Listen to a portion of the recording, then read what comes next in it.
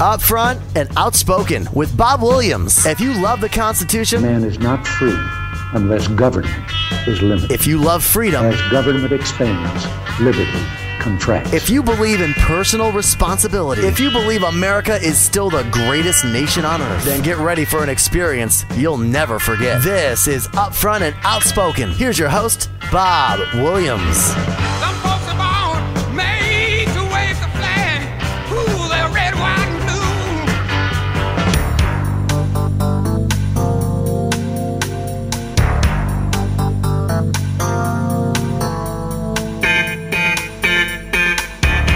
And welcome back. This is, of course, Upfront Outspoken. I'm your loudmouth host, Bob Williams, and on the phone with me is a very special guest. Now, I promised her that I was going to make a formal apology to her on the air, and I'm going to.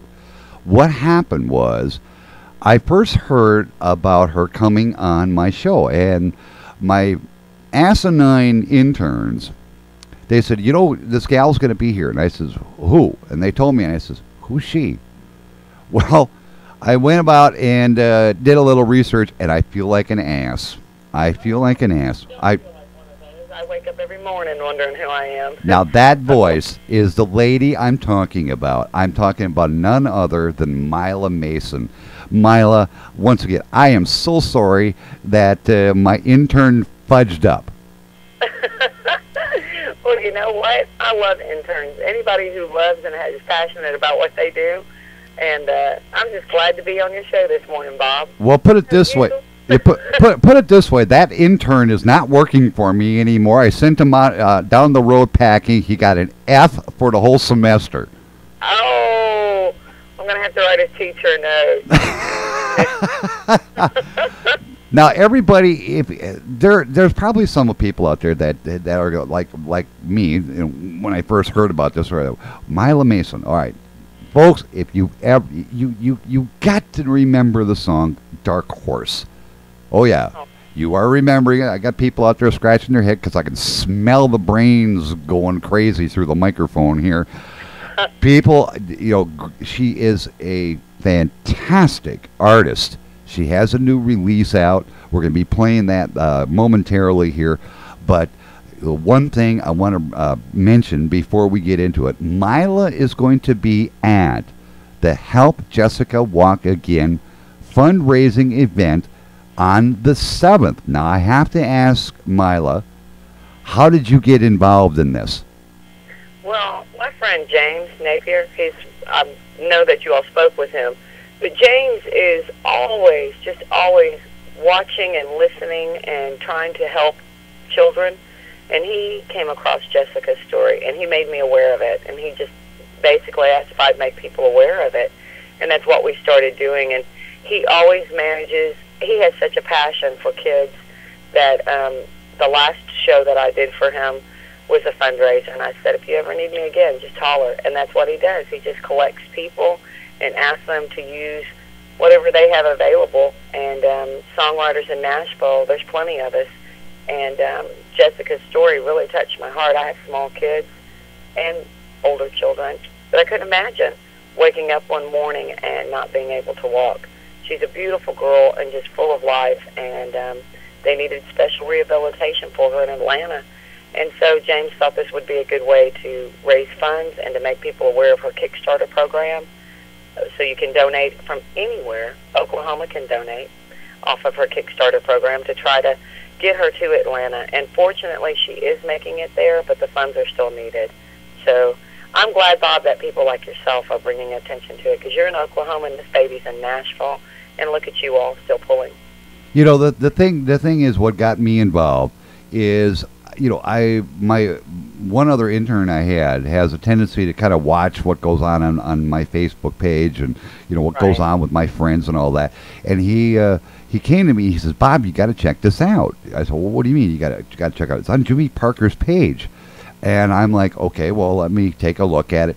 And here was the story from the ABC News affiliate up there about Jessica. And right away, you know, my mind clicked. You know, we got to help this girl. We did everything we could. We checked into it. You know, how small of a group this affects. And then I looked at some of the video out there about Jessica, here she is playing the guitar. I mean, my God, this gal is talented. Right. And to be stricken by such a horrendous illness indeed struck a nerve. And I said, I got to get involved. I have to. This is something, Thank you, Bob. I had to get involved in. Well, she's a beautiful child and just beautiful in spirit and soul, and I'm really, really glad that you felt that too, that urgency to help her. So I couldn't imagine being 14 and waking up and telling your dad that her dad's raising her. And, it's just hard on any parent that has a child that gets stricken with something, but to be, it's them, and he's sitting here watching her, tell her that her legs are numb, and the next morning she wakes up going from being able to play softball and being an athlete to not being able to walk.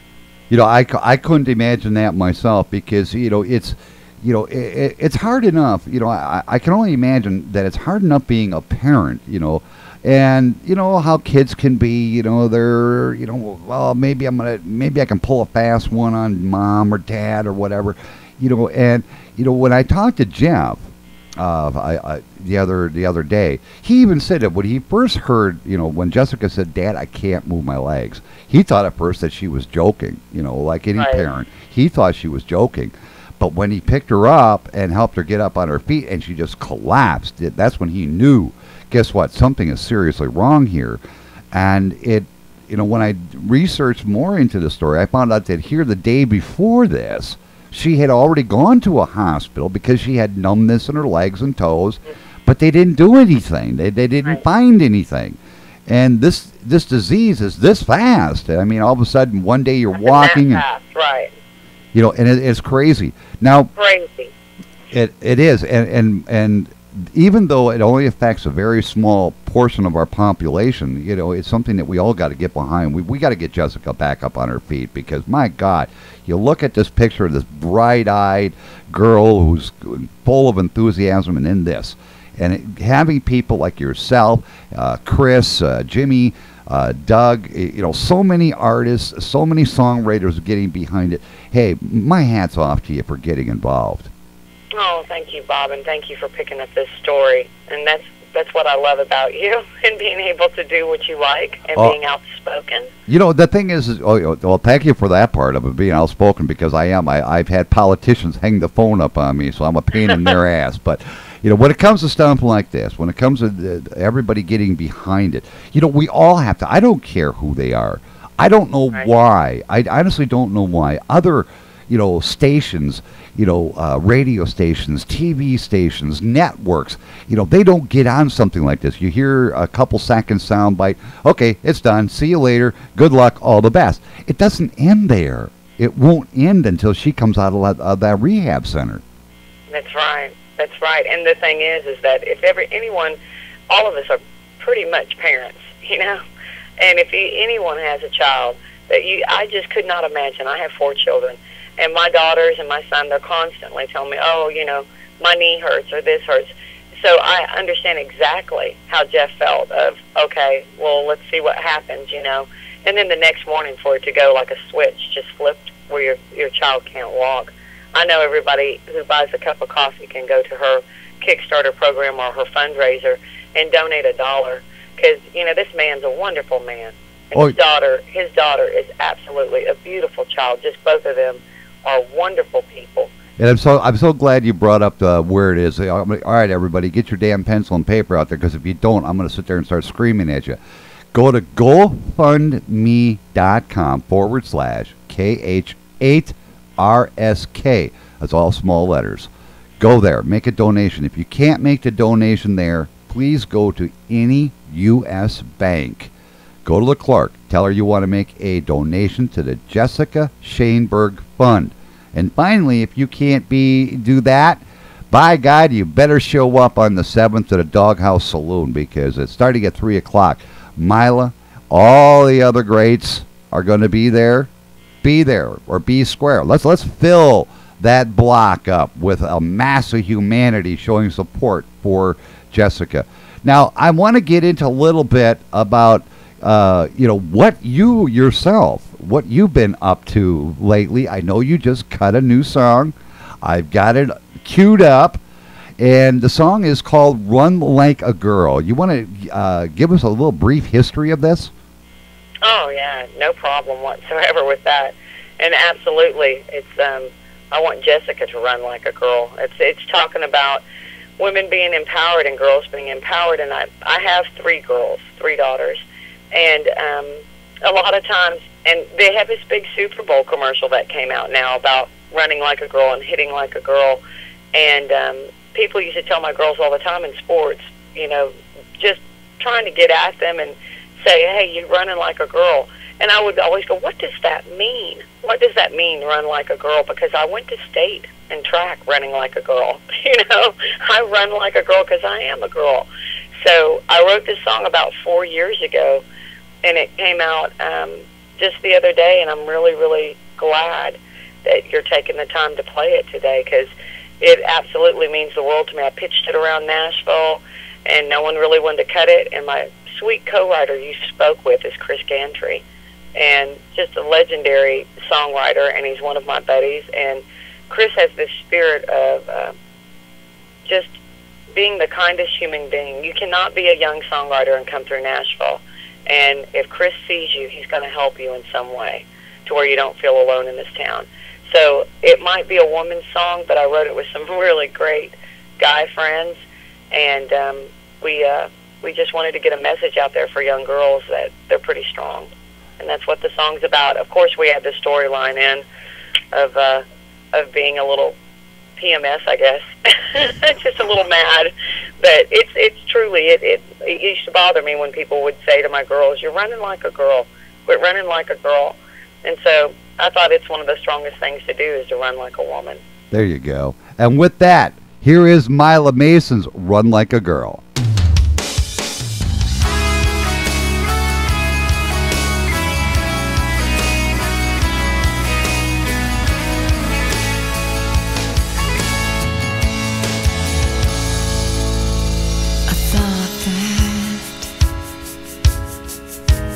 Did I just say that out loud? So what if I did? You're a liar and a cheat. There ain't gonna be no cheating on me now. I'm just telling you like it is. There's a sweet salvation in what I'm about to do, and if it's any consolation, I'll never walk out on you. I'm gonna run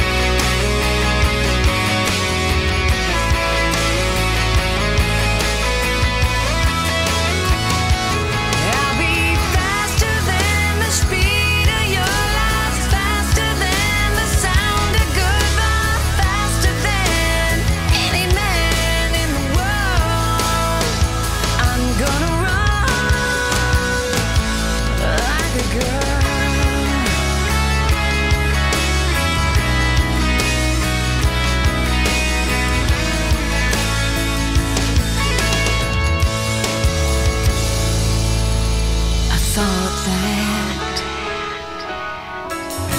Or did I just say it out loud?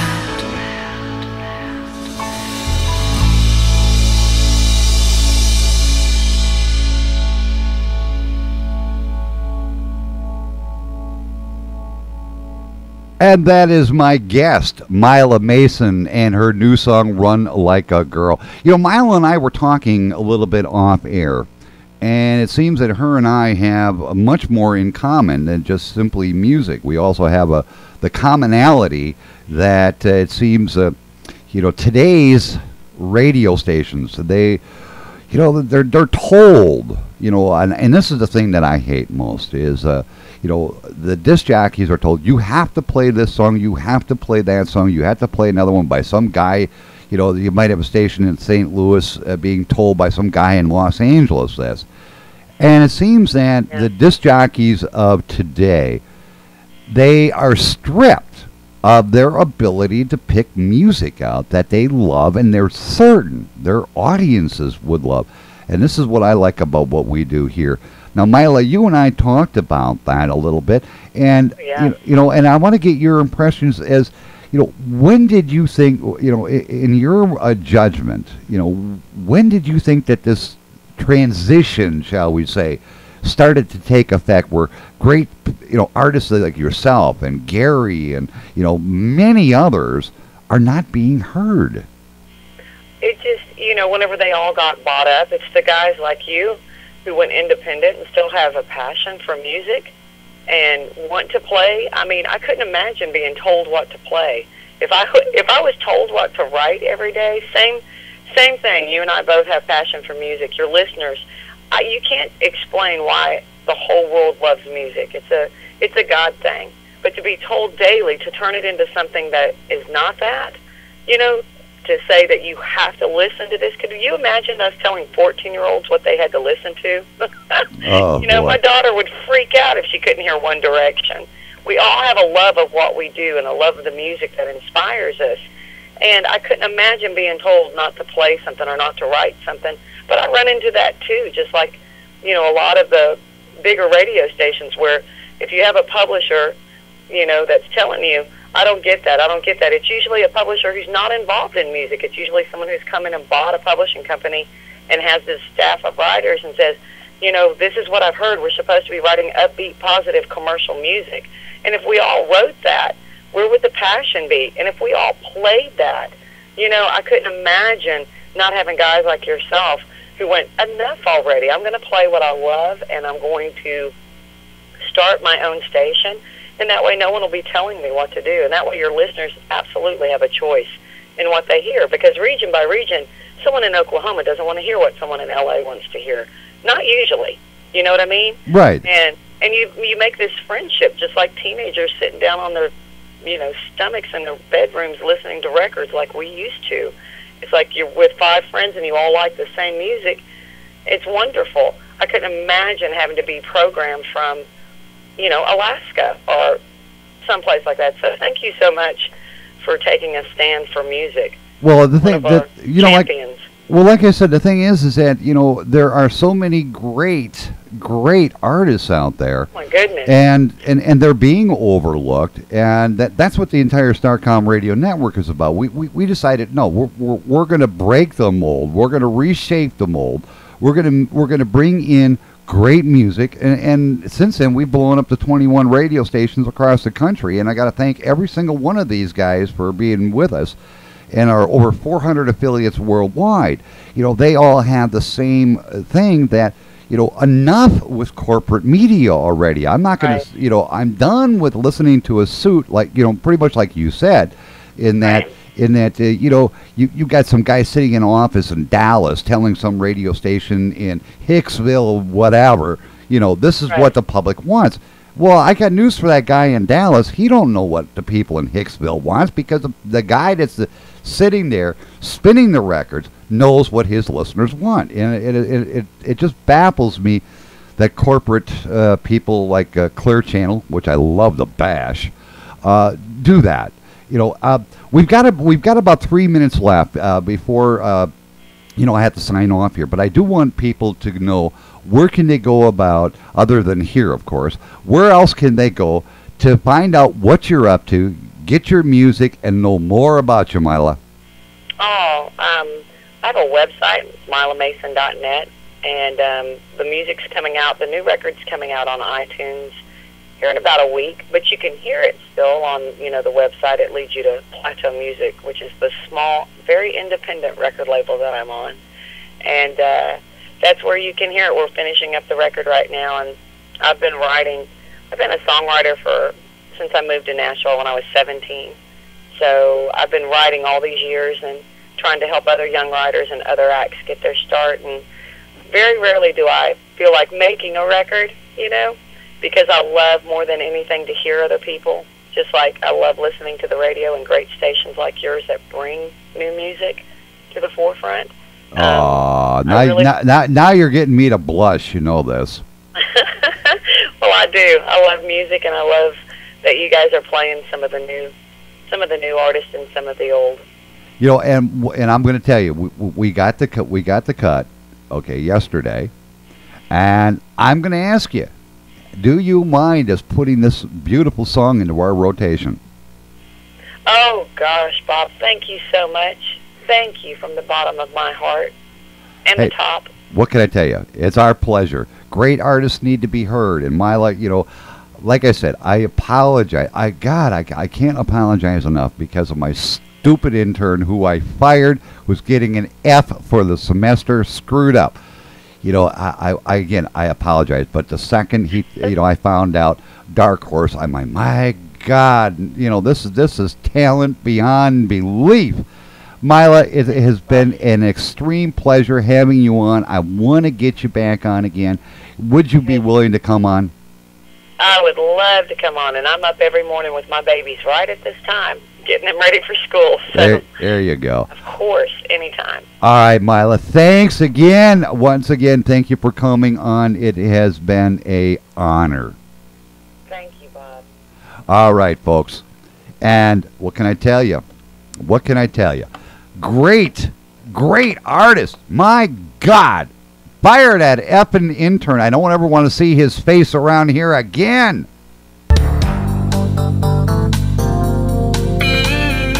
And with that, it is time for me to get out of here. Stay tuned, because coming up right after NPR News, Ed Till will be with you all the way to 4 o'clock. Until tomorrow morning, 6 a.m., Bob Williams. Take care of yourselves.